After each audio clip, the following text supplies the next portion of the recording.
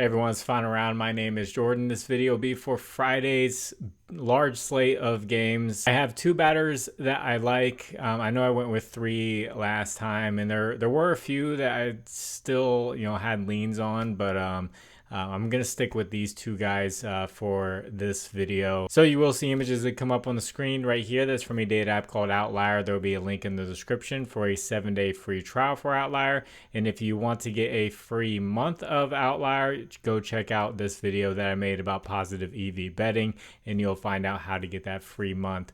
So as always, let's start out with the pitcher and talk about how bad they are. And when this Rockies rotation comes back around, I'm going to try to find good matchups against them. And the first guy I'm going to go after is Herman Marquez, a right-handed pitcher for the Rockies. He's facing the Reds and he's on the road, and I'm going to start looking at home and away because there was one guy that I was looking at and everything looked great, and then the pitcher had been awful, but then I looked at his home games and his average at home was like 200. And then I started to look deeper into his home games, and he was like great at home, but on the road was awful.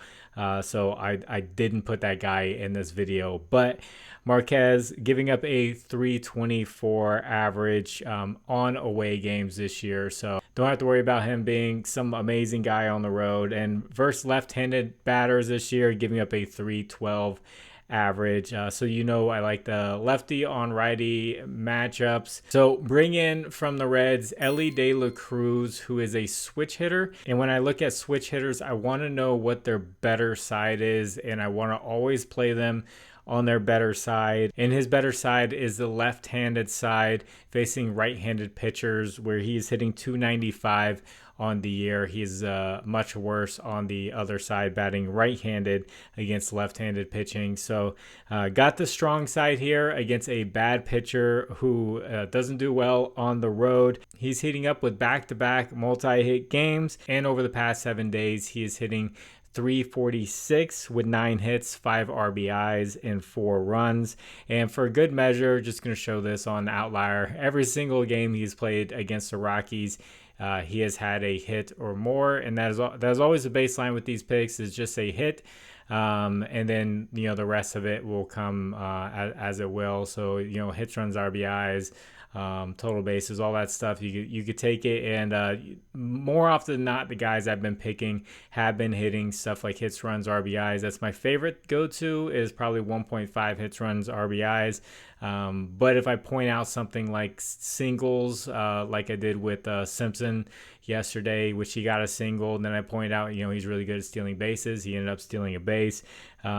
Just little things like that, based off of getting a hit. But that's all up to you. And you do see there that he has had a lot of multi-hit games against the Rockies in the past, but he has not faced Herman Marquez in the past, but still he's just hasn't been that great. So before I get into this second batter, if you guys could please like the video. If you haven't, please subscribe to the channel. If you have a little bit of extra time, could you leave a comment for the algorithm? Just put a W. And I want to shout out the exchange sportsbooks that I did the positive EV betting on, and this is Novig and ProphetX. I'll put links in the description and in the pinned comment for both of these. With these exchanges, and you see the maps, you can use these in states where you can't bet on DraftKings and Fanduel and stuff like that, but you can still bet money lines, you can bet spreads, you can do player props, all that stuff in your state on the exchanges. You're not going up against the exchange. Someone else is putting their money down as liquidity and picking the odds, and then you're just buying those odds. Or you can do the same thing. You can put the money down on the odds that you like, and then someone can buy into it. So that's why they call it an exchange. So, and promo code FINDAROUND11 will give you the promos that you will see in the pinned comment for some extra bonuses. So check those out. In this second pitcher we're going to go after, and I remember him being good not too long ago, but it's Luis Severino, right-handed pitcher from the Oakland A's. Has not had a good year this year. He's pitching 298 at home this year, so don't have to worry about him upping his game at home.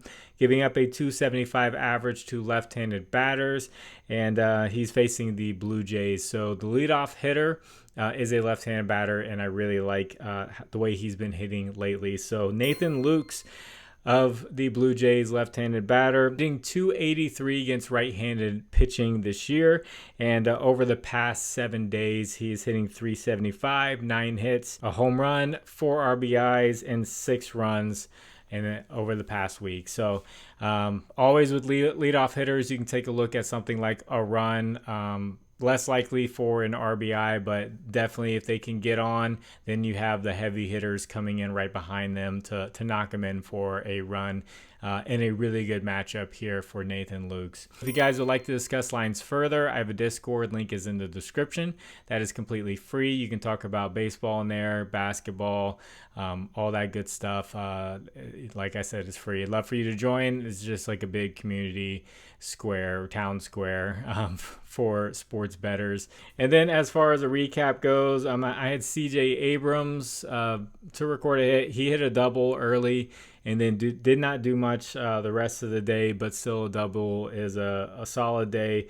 Corey Seager, I'm filming during his game because it was a later game. I did see he got 2 hits. He had 2 RBIs and a run already, so he's crushing it. He had a single to start out the game, and yeah, he's doing great. And then Chandler Simpson basically did exactly what I said he probably will do. Is he doesn't hit home runs. He's probably going to hit a single, might steal a base right after it because he's really good at stealing bases. So that's what he did. He hit a single very first at bat. He stole a base. So if you took that information, you ran with it, you would have made some money. So all the guys got a hit and did some extra stuff, total bases, hits, runs, RBIs, all that stuff.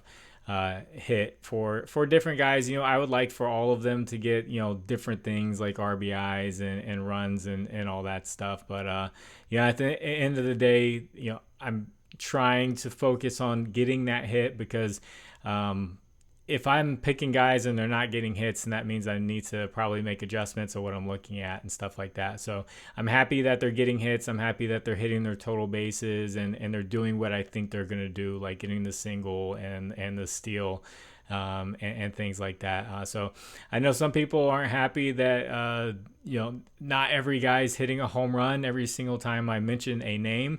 It's not going to work like that. Some of these guys that I pick are not home run hitters, and that's fine. You don't have to pick home run hitters every single time. A lot of home run hitters are strikeout guys, so it is what it is.